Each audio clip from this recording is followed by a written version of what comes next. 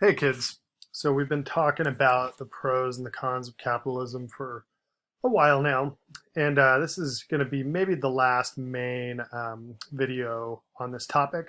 And I'm going to kind of end things here with giving 5 final critiques of capitalism. Some of these I've mentioned before in class, some of them maybe not so much, and we could definitely go more in depth on any of these if you guys like. But let's just get to it here. So my first critique of capitalism here is that change has a cost of its own. And what do I mean by this? I mean, if we're debating what's the best system, if we're like starting from scratch in this mythical new world or on Mars or something like that, that's one thing, but that's not what we're talking about. We live in a country that has had regulation in various forms for a long time. So is going back to the free market beneficial, even if we agreed the free market is a better system? Uh, and in some instances, maybe that's not the case. So I like to use the chicken example. If we had never regulated chicken, would we have a safe chicken industry today? Well, we might, right? You could make the argument that the companies that existed today would be very open. They maybe would be very willing to let people see how safe their factories are. They'd probably also be the companies that have extremely strong reputations and can say things like, we've been selling for chicken for 80 years and nobody has ever gotten salmonella poisoning. So without regulation, we may have had a very strong industry. But we have had regulation in some form or fashion for probably well over 100 years now. And if we just took that regulation away tomorrow, I suspect it would be a disaster. So going back to the free market in this situation could be a very dangerous thing to do. The financial crisis is an example too. A lot of people from the more libertarian end of the spectrum argued that it was regulation that led to the housing crisis. That might be true. But you had a lot of people also argue that it was deregulation that led to the financial crisis. And that might also be true. It's possible that if we'd never had regulation in the first place, heck, we might have had some different kinds of financial crises, but the one that was in 2008 probably wouldn't have happened quite like that. But if we had never deregulated, we also may not have had that crisis quite like that in 2008. A lot of debate back and forth on this one. We get into Keynes and Hayek on that stuff, but there you go. My second critique of free markets is that the government can get quick benefits for government funded projects. So here's San Francisco and Houston. Houston was built very much by the government coming in and building roads. San Francisco was built much more organically, and before you had like superhighways and things like that. Most of the city was laid out at least before you had government funded roads on the scale that you had when Houston was built. And you could make the argument that if the government had never come in and built roads, you'd probably have a lot more cities that looked and were shaped like San Francisco or New York or most European capitals, and a lot less cities that are shaped like Houston or Cleveland or even Austin. And that these pre-industrial cities like San Francisco are more pedestrian friendly. They leave a smaller carbon footprint. People have shorter commute times. That they are, in a lot of ways, better cities. But here's the problem.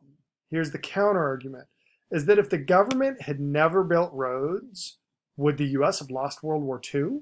Right? Like if the US had never built roads and Germany had, would that have made a difference in the war? It really could have, right? So the government can get quick benefit by just building the roads, right?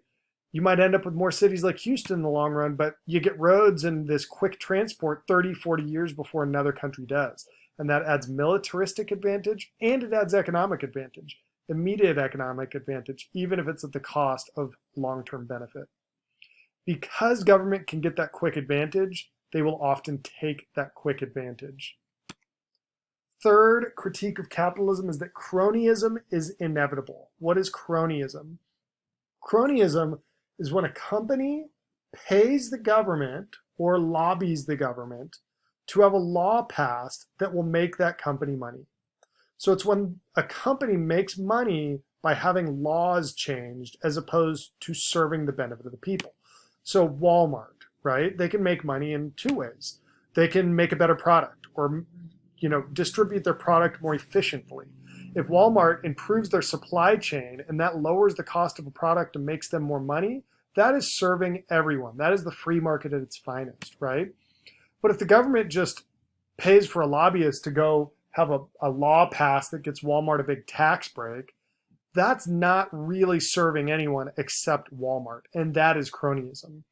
And the argument would be that because you have to have a government, cronyism will be inevitable.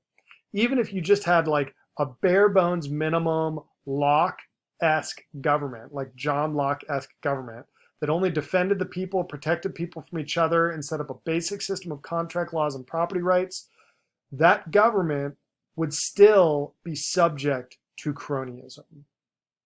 Because cronyism is inevitable, that's a negative of the free market system. And I can definitely go into that one more in class. I almost did an entire video just on that one. But my fourth, here's one more example of that. Well, I'll just save that one for class. Fourth critique of the free market here. This is kind of a funny one. I debated on if I should include this one or not, but it's just hard to understand the benefits of the free market, right? I actually think this is a negative. Most people don't understand the benefits. It's very easy sometimes to point out the disadvantages of the free market, but to understand the benefits of the free market, it's really, you have to be able to understand the complexities of the system and many causes and effects. And just the fact that it's hard to understand, maybe that means that people will not fully buy into it and that eventually we will not be able, well, yeah, I just consider it a negative. And the fifth and final argument against the free market is that we just lack empirical evidence. Now, you could easily just argue against pretty much any system with this one, but I think it's valid. We don't know, we don't have a whole lot of empirical evidence to support any one system of government yet, because it is hard to collect this evidence. Now, that doesn't mean it's impossible, and that doesn't mean we have the same amount of evidence as we had 100 years ago. We've continued to improve how much we can study these systems. We've continued to study them, but compared to a lot of other sciences, political science is still perhaps much more in its infancy, and economics is much more in its infancy. And it is because it is hard to empirically observe different outcomes. It's hard to do experiments that are controlled. And because of that, we have a lack of empirical evidence. And this is why I would argue that as we continue to grow our pool of empirical evidence, as we continue to scientifically test these different systems, we should all be open to changing our minds and changing our political stances to reflect what the empirical evidence would show us is the truth. Right now, we are still largely based in philosophy, which is okay. You got to start with philosophy. But as things change, we should adjust our views and change with the empirical information. For now, we got to go with what we got, which is a lot of unknown. All right, that was a lot. That sandwich had a lot of ingredients. Here's what we're going to do for homework tonight. Of course, you guys can ask me more questions, but I really want you to all write me your strongest argument for the free market and your strongest argument against the free market. Let's go with 5 sentences maximum for each argument. I want you to keep this brief and concise. What is your strongest argument for the free market and your strongest argument against the free market?